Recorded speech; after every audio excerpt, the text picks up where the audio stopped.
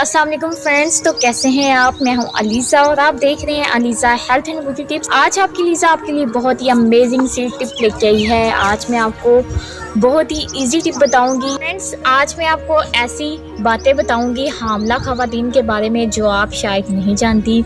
हमल का दौर जो ख़वातीन के लिए खासा मुश्किल मगर दिलचस्प होता है। ख़वातीन इस अरसे में होने वाली तब्दीलियों से वाकिफ़ नहीं होती, अक्सर कई बातों से परेशान रहती हैं। तो हामला ख़वातीन परेशानी छोड़ें, मेरी इसी वीडियो को लाजमी आप देखिएगा।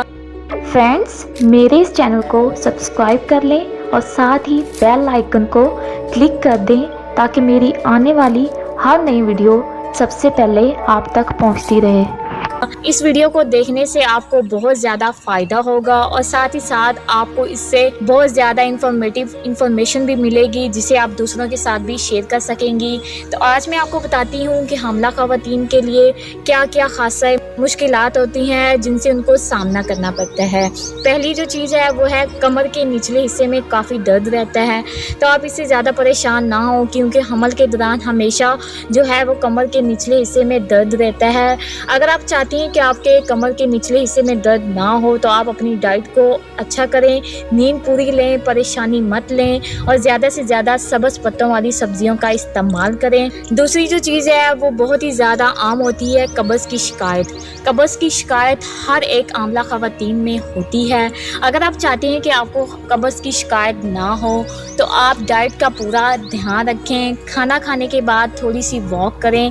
वॉक करने के बाद अपनी ग़िज़ा में दूध को, बादाम को लाजमी शामिल करें ताकि आप कब्ज़ की शिकायत से दूर रह सकें। बालों की नशनुमा फ्रेंड्स, हामला ख़वातीन में ज़्यादातर बालों का ज़्यादा बढ़ना हो जाता है क्योंकि इसमें हार्मोन्स की तब्दीलियाँ होती हैं जिस वजह से हामला ख़वातीन के बालों की ग्रोथ जो है वो बहुत ज़्यादा हो जाती है।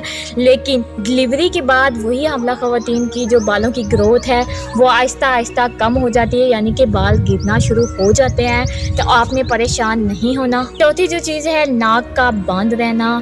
फ्रेंड्स, हार्मोन्स की तब्दीली की वजह से नाक में जो है वो सूजन हो जाती है। इस वजह से हामला ख़वातीन का नाक जो है वो बंद रहता है। तो आपने परेशान नहीं होना। आपने ज़्यादा से ज़्यादा अपनी डाइट को अच्छा करना है, ज़्यादा से ज़्यादा दूध इस्तेमाल करना है, दही इस्तेमाल करना है और सब्ज़ पत्तों वाली सब्जियों को इस्तेमाल करना है। इसके इस्तेमाल से आपको इन प्रॉब्लम्स का सामना नहीं करना पड़ेगा।